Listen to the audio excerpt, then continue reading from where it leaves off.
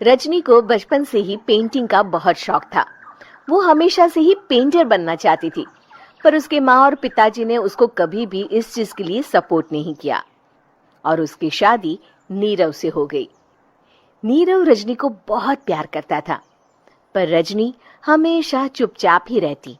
वो इस शादी से खुश नहीं थी। वो ये शादी नहीं करना चाहती थी।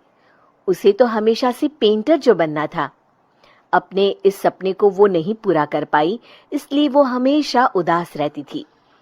रजनी, बहुत ही बढ़िया फिल्म लगी है, कल देखने चले? नहीं जी, कल मुझे बहुत काम है, मैं नहीं जा पाऊंगी। अच्छा तो कोई बात नहीं, संडे को चलते हैं। देखिए, मुझे फिल्म देखना पसंद नहीं है, आपको जाना है तो चले जाइए।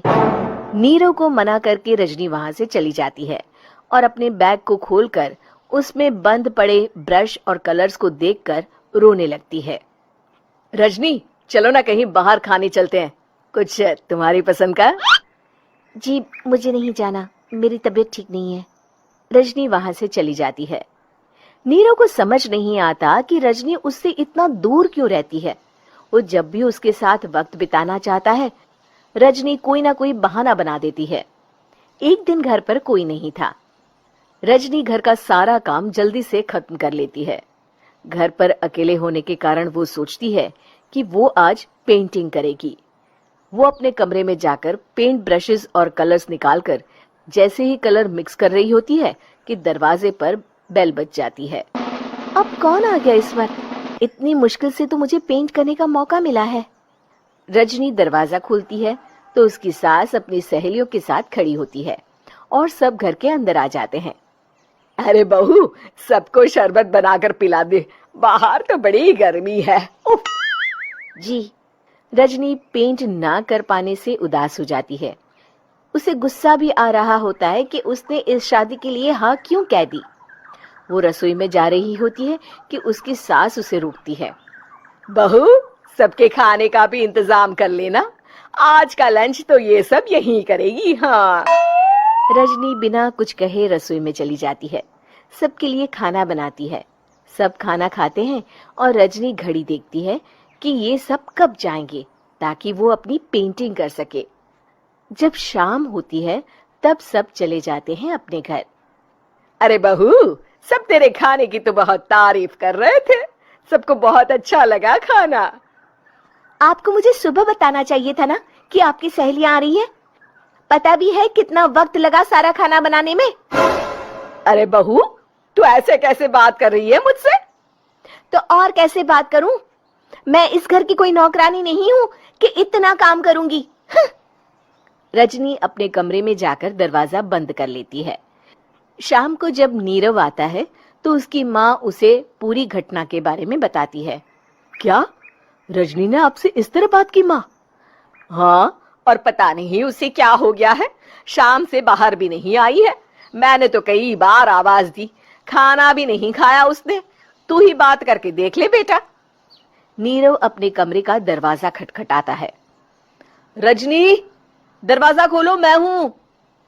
रजनी दरवाजा खोलती है और फिर वापस जाकर अपने बिस्तर पर लेट जाती है। रजनी, माँ से बात करने का ये क्या तरीका है? मैंने कोई गलत बात नहीं की है। अरे तुम क्यों ऐसे बर्ताव कर रही हो सबके साथ? क्या तुम इस शादी से खुश नहीं हो?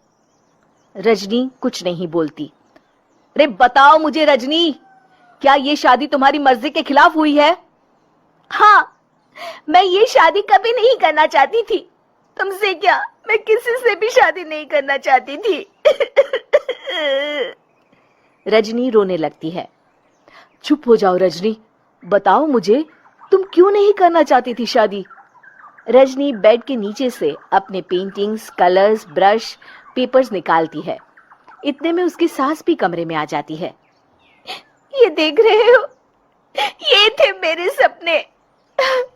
मैं पेंटर बनना चाहती थी, पर माँ पापा ने कभी सपोर्ट नहीं किया और मेरी शादी करवा दी। मेरे सारे सपने टूट गए। हर वक्त बस गुस्सा आता रहता है मुझे। मैं जानती हूँ कि आप लोगों की इसमें कोई गलती नहीं है, पर मैं क्या करूं, मुझे समझ में नहीं आता।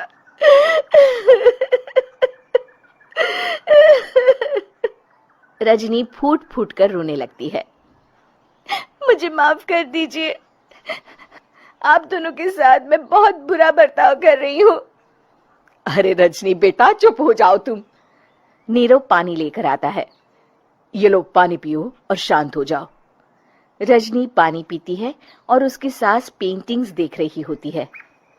अरे नीरव, हमें तो पता ही नहीं था कि हमारी बहू कलाकार है। अरे कितनी अच्छी पेंटिंग्स बनाई है, देखो तो। ये वाली तो मैं अपने कमरे में ले जाऊंगी। आपको ये पेंटिंग्स अच्छी लगी? अच्छी नहीं, बहुत अच्छी लगी। और तुमने हमें बताया क्यों नहीं? तुम जब चाहे पेंटिंग कर सकती हो रजनी।